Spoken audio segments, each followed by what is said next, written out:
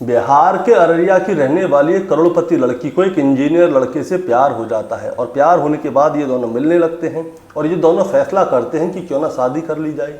अब ये लड़की अपने परिवार वालों के पास जाती है और उनसे कहती है कि मैं एक लड़के से प्यार करती हूँ और उससे शादी करना चाहती हूँ।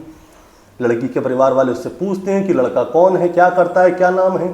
लड़की बताती है कि लड़के का नाम है साजिद अली अंसारी और जो इंजीनियरिंग की पढ़ाई कर रहा है। अब जैसे ही लड़के का नाम सामने आता है तो लड़की के परिवार वाले चौंक जाते हैं। लड़की के परिवार वाले कहते हैं कि बेटा वो तो एक मुसलमान लड़का है और तुम हिंदू हो, तुम उससे शादी करने के बारे में कैसे सोच सकती हो। तो लड़की कहती है कि नहीं, वो भले ही मुसलमान है लेकिन वो दिल का बहुत अच्छा है और मुझे उसी से शादी करनी है, उसके अलावा मैं किसी से शादी नहीं करूँगी। तो लड़की के परिवार वाले कहते हैं कि तुम्हारी उससे मुलाकात कैसे हुई, जान पहचान कैसे हुई। तो लड़की बताती है कि कुछ साल पहले उसकी एक मिस कॉल मेरे पास आई थी और उसी के ज़रिए हम दोनों में बातचीत हुई और बातचीत के बाद हम दोनों के बीच में प्यार पनप गया और अब हम शादी करना चाहते हैं। लड़की के परिवार वाले कहते हैं कि अगर तुम्हें उससे शादी करनी है तो कर लो, लेकिन तुम हमसे कोई उम्मीद मत लगाना। तुमने अगर उससे शादी की तो हम तुम्हें अपनी संपत्ति से बेदखल कर देंगे और तुमसे किसी भी प्रकार का कोई रिश्ता नहीं रखेंगे। लेकिन लड़की प्यार में पागल हो चुकी थी, वो अपने परिवार वालों को छोड़ देती है और उस लड़के के साथ जाती है और शादी कर लेती है। लेकिन दोस्तों, शादी के बाद एक कत्ल हो जाता है और वो कत्ल भी इतनी बेरहमी से होता है जिसके बारे में किसी ने कुछ सोचा नहीं था। दोस्तों, आज की कहानी इसी कत्ल के ऊपर है और पुलिस ने इस केस को कैसे सुलझाया वो भी अगर आप सुनेंगे तो सोचने पे मजबूर हो जाएंगे। दोस्तों, कहानी शुरू करूंगा उससे पहले मैं बस आपसे यही कहना चाहूँगा कि अगर आप मेरे चैनल पे नए हैं तो चैनल को जल्दी से सब्सक्राइब कर दीजिएगा ताकि रोजाना रात को 8 बजे मैं आपके लिए एक सच्ची घटना की कहानी लेकर आ सकूं। नमस्कार दोस्तों, मैं गौरव शर्मा और आप देख रहे हैं गौरव शर्मा सफ़र। दोस्तों, आज की जो सच्ची घटना मैं आपको सुनाने जा रहा हूं, ये सच्ची घटना शुरू होती है राष्ट्रीय राजधानी दिल्ली से और दिल्ली के दक्षिण पूर्वी दिल्ली में एक थाना लगता है जिसका नाम है सरिता विहार और सरिता विहार थाना क्षेत्र के अंतर्गत एक कॉलोनी है जिसका नाम है हाजी कॉलोनी। दरअसल दोस्तों, मैं बात कर रहा हूं 21 जून 2018 की सुबह तकरीबन 8:30 बजे के आसपास का समय हुआ। हाजी कॉलोनी में एक जगह है जहां पे लोग क्या है, कॉलोनी के लोग आके कूड़ा डालते हैं। 21 जून 2018 की सुबह तकरीबन 8:30 बजे के आसपास के समय इस कूड़े के पास दो लड़के जो हैं कबाड़ा बीनते हुए आते हैं और जब वो लोग कबाड़ा बीनते हुए वहाँ पे आते हैं तो इन दोनों की नज़र पड़ती है एक बॉक्स पे। एक कार्टून था, जितना बड़ा फ्रिज होता है उतना बड़ा कार्टून था। अब दोनों कबाड़ी लड़कों की नज़र उस पर पड़ती है। दोनों लड़के देखते हैं कि वो बॉक्स तो पैक है। अब ये दोनों लड़के भागे भागे उस कार्टून के पास जाते हैं और उसे उठा के देखते हैं तो पता चलता है कि वो भारी है। इसका मतलब ये है कि इसके अंदर कुछ ना कुछ है। अब ये दोनों लड़के उस बॉक्स को खड़ा करते हैं और फिर उसे खोलने की कोशिश करते हैं। खोलते हैं तो उसके अंदर कुछ कपड़े भरे होते हैं। उन कपड़ों को हटा के देखा जाता है और जैसे ही ये दोनों लड़के उस कपड़े को हटाते हैं तो अंदर का नज़ारा देखते ही इन दोनों के मुंह से चीख निकल जाती है। दरअसल दोस्तों, बॉक्स के अंदर एक महिला का सर दिखता है जिसके बड़े बड़े बाल होते हैं और वो खून से बुरी तरह से लबालब होता है। अब इन दोनों लड़कों ने जैसे ही महिला के सर को देखा तो इन दोनों के मुंह से चीख निकल जाती है। बॉक्स को वहीं छोड़ देते हैं और पीछे आ जाते हैं और जोर जोर से चिल्लाने लगते हैं।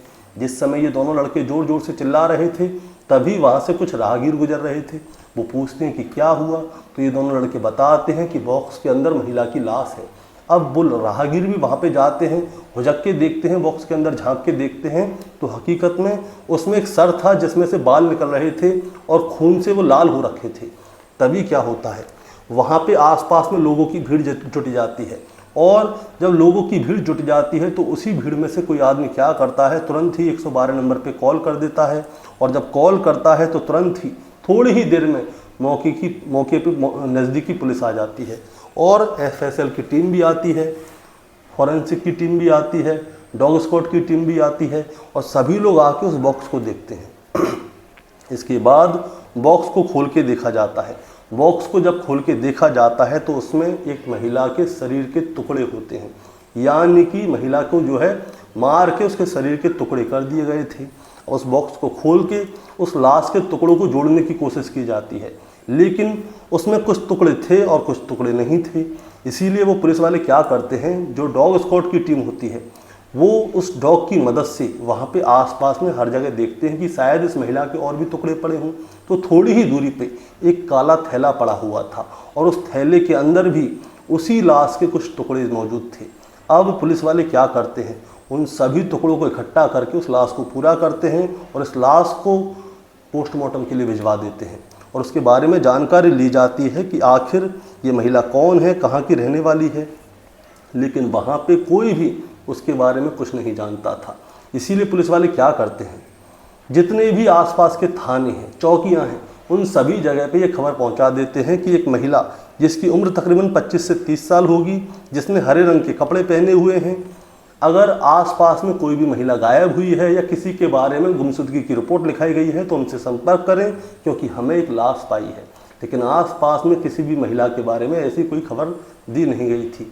अब इसके बाद पुलिस को कुछ भी हाथ नहीं लगता, तो पुलिस वाले क्या करते हैं, जो दिल्ली एनसीआर है और एनसीआर के नज़दीक में जितने भी ज़िले हैं और जो प्रदेश हैं, उन सभी जगह पे ये सूचना पहुंचा दी जाती है कि एक बॉक्स के अंदर हमने एक लाश पाई थी, जो कि एक महिला की है, जिसकी उम्र 24-25 साल है, यानी कि 25 से 30 साल के आसपास है। अगर वहाँ से कहीं से कोई महिला गायब हुई हो तो आप लोग हमसे संपर्क करें। लेकिन दोस्तों, कहीं से कोई भी कैसी भी खबर सामने नहीं आती, और जब सब खबर सामने नहीं आती तो पुलिस वालों के सामने ये सबसे बड़ा चैलेंज होता है कि ये महिला कौन है, इसकी लाश कहाँ से आई, या इसे यहीं पे मारा गया, और किसने मारा, क्यों मारा, ये सारी जानकारी अब पुलिस को लेनी थी। लेकिन पुलिस के हाथ में कुछ भी नहीं था। इसके बाद क्या होता है दोस्तों, जिस समय पे पुलिस वाले इस पूरे मामले की जांच पड़ताल कर रहे थे, तभी एक पुलिस वाले की नज़र उसी बॉक्स के ऊपर जाती है जिसके अंदर लाश के टुकड़े मिले थे। टोटल 7 टुकड़े थे। अब ये 7 टुकड़े किसने किया, वो बस यही सोच रहा था और बॉक्स के पास खड़ा हुआ देख रहा था। और जब वो बॉक्स के पास खड़ा हुआ था तो उसकी नज़र बॉक्स पे लिखे हुए एक पते पे जाती है। दरअसल ये पता जो है वो गुरुग्राम का था। गुरुग्राम का पता था जिस पे लिख रहा था मूवर्स एंड पैकर्स कंपनी। अब पुलिस वाले का दिमाग चलता है कि मूवर्स एंड पैकर्स कंपनी है गुरुग्राम की, और ये बॉक्स वहीं से आया है, तो क्यों ना वहाँ पे जाके जानकारी ली जाए। और दूसरी तरफ पोस्टमार्टम की रिपोर्ट भी आ जाती है। पोस्टमार्टम की रिपोर्ट में साफ साफ लिखा आता है कि पहले इस महिला का गला घोटा गया है, उसके बाद किसी धारदार हथियार से इस महिला के शरीर के अलग अलग 7 टुकड़े किए गए हैं। अब दोस्तों, दोनों चीज़ सामने आ गई हैं कि पहले महिला की जो है गला घोट के हत्या की गई है और उसके बाद इसके 7 टुकड़े किए गए हैं, और दूसरी तरफ मूवर्स एंड पैकर्स कंपनी का पता सामने आ गया है जो कि गुरुग्राम में है। अब पुलिस की एक टीम क्या करती है, सीधे ही मूवर्स एंड पैकर्स कंपनी पे पहुंच जाती है ऑफिस, और वहां पे जाके उस बॉक्स का फ़ोटो दिखाया जाता है। और जब फ़ोटो दिखाया जाता है तो जो कंपनी के लोग होते हैं वो देख के कहते हैं कि साहब, यहाँ पे तो रोज़ाना ना जाने कितने बॉक्स आते हैं, कितने बॉक्स जाते हैं, अब आप उनमें से किसी बॉक्स का फ़ोटो हमें दिखा देंगे तो हम कैसे बता सकते हैं।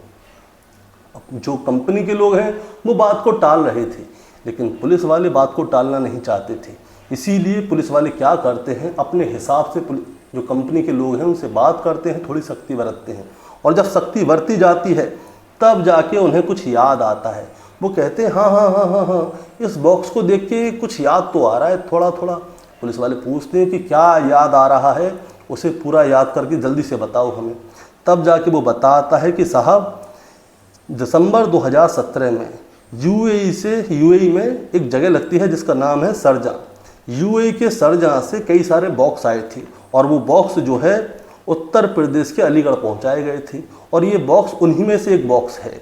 अब पुलिस वाले पूछते हैं कि उत्तर प्रदेश के अलीगढ़ में ये बॉक्स किसके नाम पे गए थे, उसका नाम क्या है, पता क्या है, फ़ोन नंबर क्या है, सब कुछ हमें अभी लिख के दो, क्योंकि ये बॉक्स उन्हीं बॉक्सों में से एक बॉक्स है जो कि यूएई से आए थे, और उन बॉक्सों में से एक बॉक्स के अंदर अब लाश पाई है।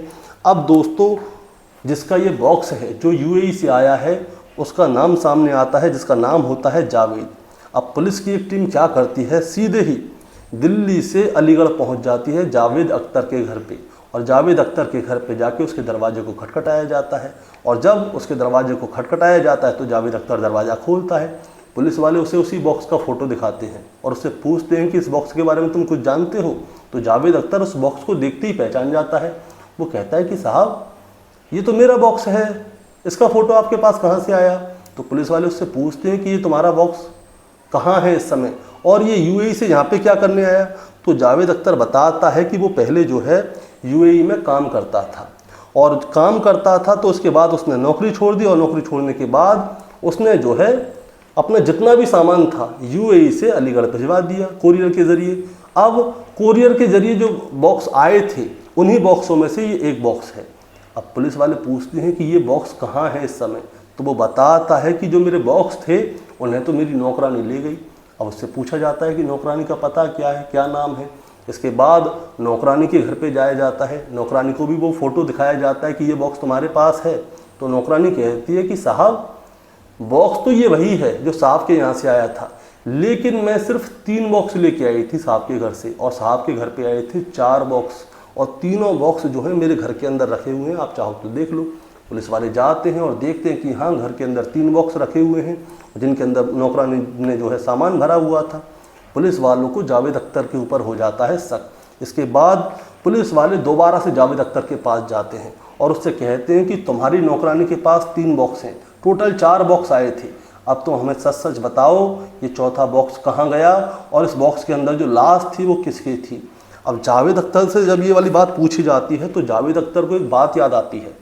जावेद अख्तर कहता है कि साहब बॉक्स तो 4 ही आए थे, 3 बॉक्स को मेरी नौकरानी ले गई थी, एक बॉक्स जो है मेरा दिल्ली के शाहीन बाग में एक फ्लैट है, उस फ्लैट में रखा हुआ है।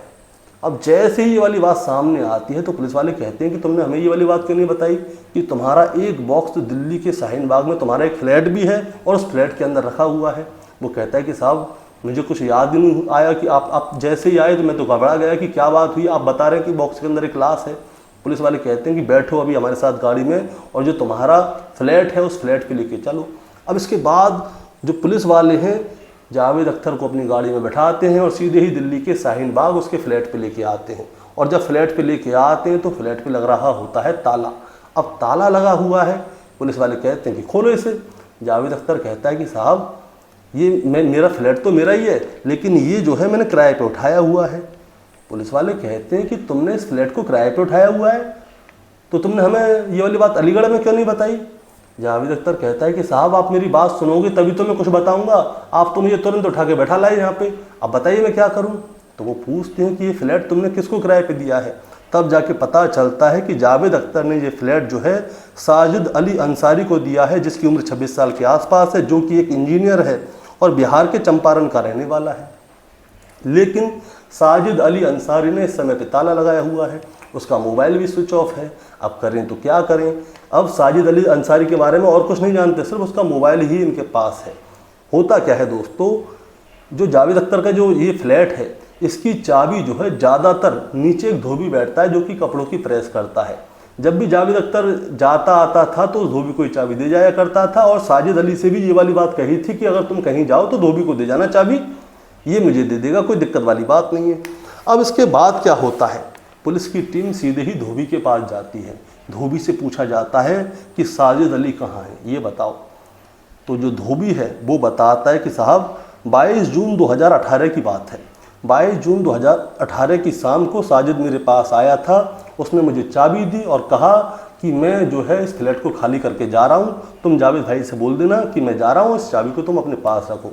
धोबी ने उससे पूछा कि कहाँ जा रहे हो, तो वो बताता है कि मैं अपनी बीवी बच्चों के साथ बाहर जा रहा हूँ, मेरी नौकरी बाहर लग गई है इसलिए मैं यहाँ पे रहना नहीं चाहता, साजिद भाई को तुम जावेद भाई को तुम दे देना, ठीक है। धोबी साजिद अली से और भी बात करना चाहता था लेकिन साजिद अली ने कोई बात नहीं की। इसके बाद वो वहाँ से भाग गया। अब दोस्तों साजिद अली चला गया, घर में लगा हुआ है ताला। अभी लाश किसकी थी, साजिद अली कहाँ है, अब यही जानकारी लेनी थी। पुलिस वालों के पास साजिद अली के बारे में कोई भी जानकारी नहीं थी कि वो कहाँ है, कहाँ नहीं है, कहाँ काम करता था, कोई भी जानकारी नहीं है। सिर्फ ये था कि साजिद अली अंसारी बिहार के चंपारण का रहने वाला है, चंपारण के कहाँ का रहने वाला है ये भी नहीं पता था। इसके बाद क्या होता है दोस्तों, पुलिस जो है अपने खबरियों को सक्रिय करती है और आसपास के जितने एरिया हैं, जितने भी जामिया के आसपास के एरिया हैं, उन सभी जगह पे अपनी खबरियों को छोड़ देती है और उनसे कहती है कि उसके बारे में जाके जानकारी लो। और फिर जाके 25 जून 2018 को पुलिस को एक सूचना मिलती है खबरी के ज़रिए।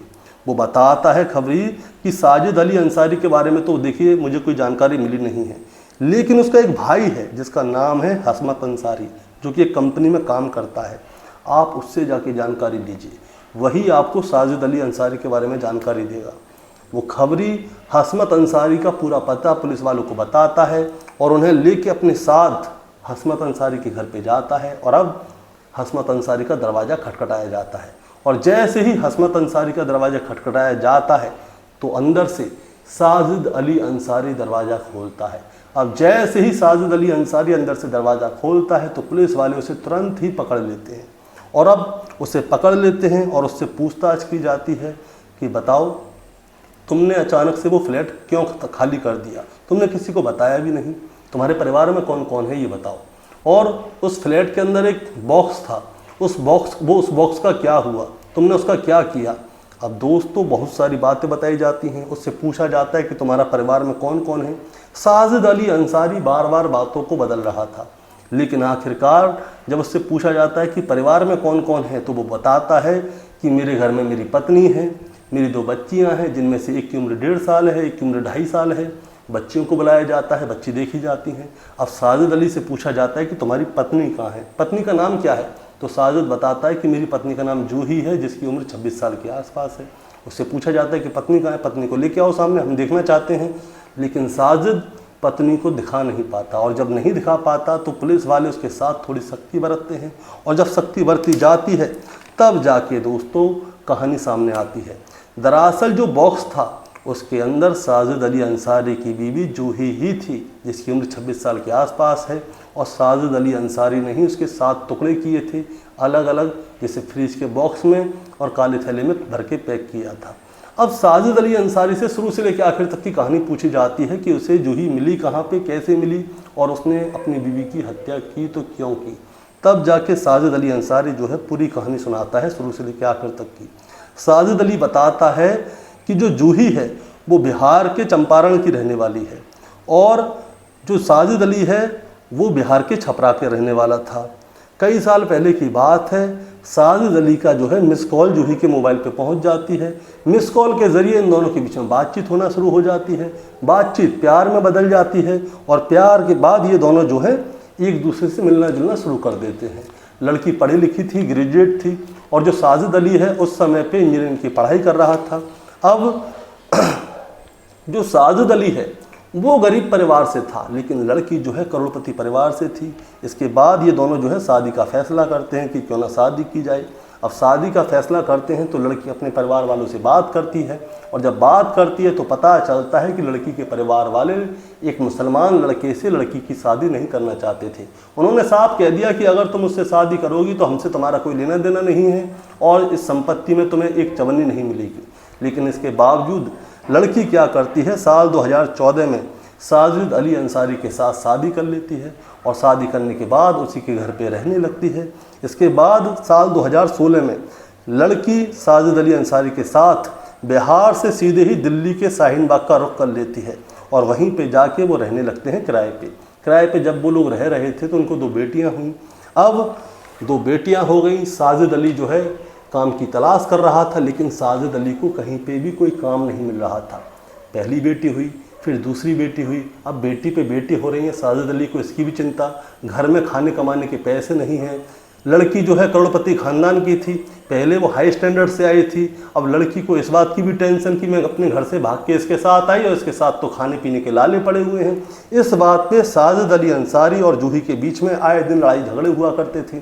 साजिद अली बहुत ज़्यादा परेशान था, जो मेहनत मजदूरी करके जो भी पैसे आते थे उन्हें घर पे लेके आता था और घर पे आते ही सारे पैसे ख़त्म। बच्चों को भी खर्चा उठाना है, बीवी का भी खर्चा उठाना है, अपना भी खर्चा है, मेहनत मजदूरी से कहाँ पेट भरेगा। अब दोस्तों जूही और साजिद अली के बीच में जो है लड़ाई झगड़ा होना शुरू हो जाता है और जब लड़ाई झगड़ा होना शुरू हो जाता है तो साजिद जो है जूही से बात करना बंद कर देता है और उससे अलग रहना शुरू कर देता है। मतलब घर में तो एक ही में रहते हैं लेकिन उससे बात करता नहीं था क्योंकि जूही उससे लड़ती थी, झगड़ती थी। पैसे वाले घर की लड़की थी, गरीब से पट गई, अब कैसे काम चले। इसी बीच में क्या होता है दोस्तों, एक दिन साजिद अली अंसारी की एक और मिस कॉल लग जाती है और वो मिस कॉल बिहार के चंपारण की एक लड़की को लगती है। अब साजिद अली क्या करता है, उसी लड़की से बातचीत करना शुरू कर देता है। सुबह शाम दोपहर फ़ोन पे बात करता था, वीडियो कॉलिंग करता था। इस बात की जानकारी उसकी बीवी जूही को भी हो गई। अब घर में लड़ाई झगड़े और ज़्यादा शुरू हो गए।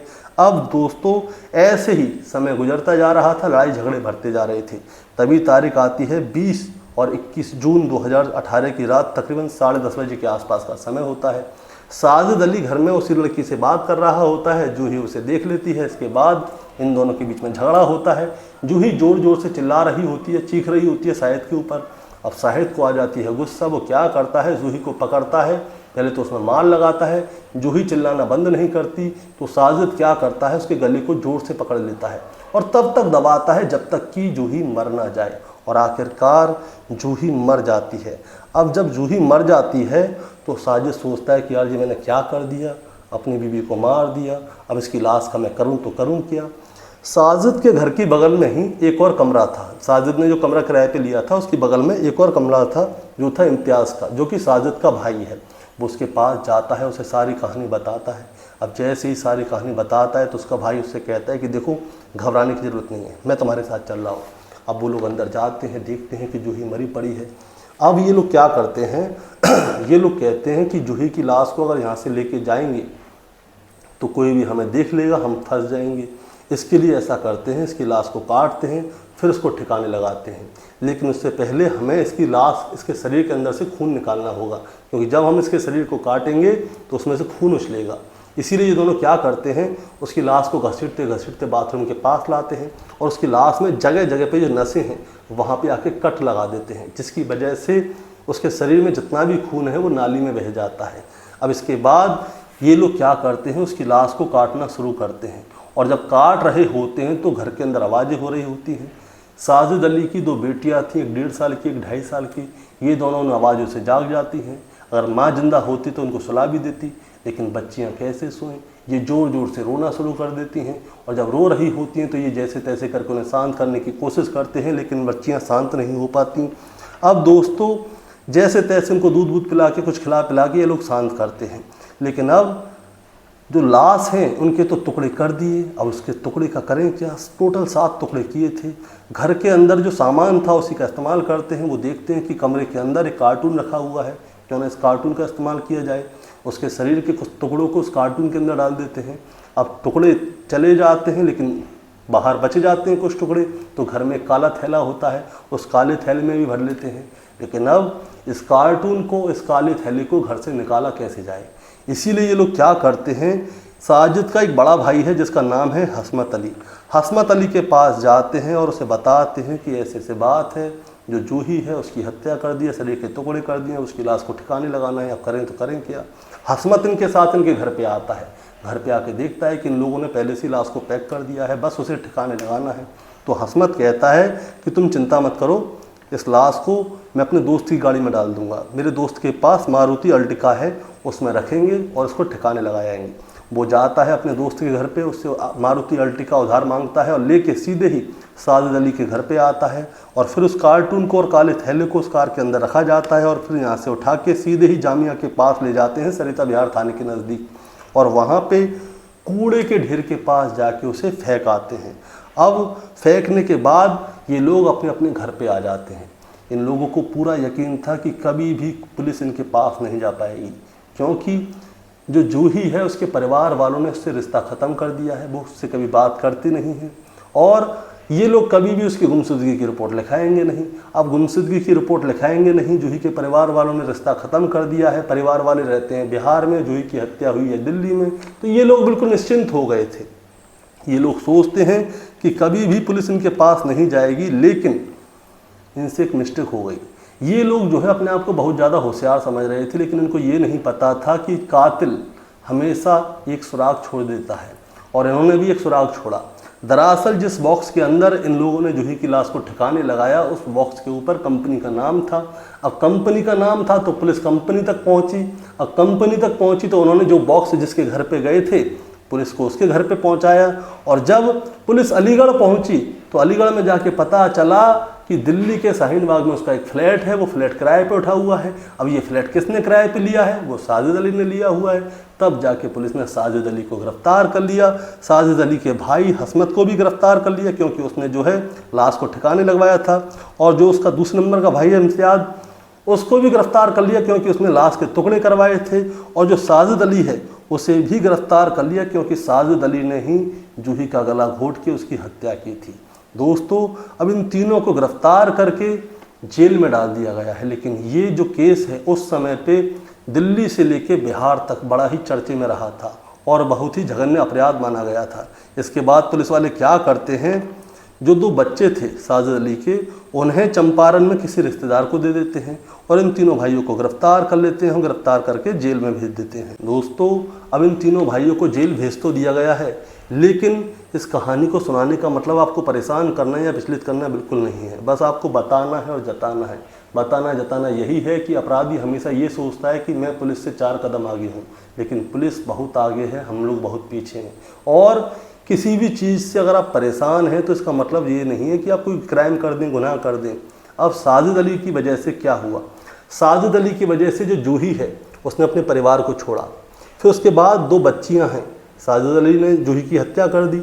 दोनों बच्चियां ज़िंदगी भर के लिए अनाथ हो गई क्योंकि माँ मर गई और बाप रहेगा जेल में। अब ये परिवार तो ख़राब हुआ, साजिद अली के 2 भाई हैं, उन दोनों का परिवार भी खराब हो गया क्योंकि जो 2 भाई हैं उन्होंने अपने भाई को बचाने के लिए उसका साथ दिया। अब साजिद अली के दोनों भाई भी जेल में रहेंगे, उनके परिवार वाले परेशान रहेंगे। अब एक आदमी की गलती की वजह से इतने सारे लोगों को परेशानियां झेलनी पड़ी। दोस्तों, साजिद अली अगर चाहता, वो अपनी बीवी से परेशान था तो वो चाहता तो अपनी बीवी को तलाक दे देता, उससे अलग रहता, पुलिस के पास चला जाता। लेकिन नहीं, उसने दूसरी लड़की से मिस कॉल पे बात कर ली और पहली बीवी को भूल गया। और इसके बाद जब उसकी पहली बीवी को पता चला तो उसने अपनी पहली बीवी की हत्या कर दी। अगर इतना दिमाग वो नौकरी ढूंढने में लगाता तो आज उसकी पहली बीवी भी खुश होती, जिंदा होती, साजिद अली जेल से बाहर होता, दोनों बच्चियां खुश होती और वो अच्छी नौकरी करके अपने परिवार को चला रहा होता। लेकिन उसने शॉर्टकट अपनाया, लेकिन ये शॉर्टकट हमेशा काम नहीं आती। दोस्तों, आपका क्या कहना है इस कहानी के बारे में, आप ज़रा हमें कमेंट में बताएं। चैनल पे नए हैं तो सब्सक्राइब करके जाएं ताकि रोजाना रात को 8 बजे मैं आपके लिए एक सच्ची घटना की कहानी लेकर आ सकूं। नमस्कार।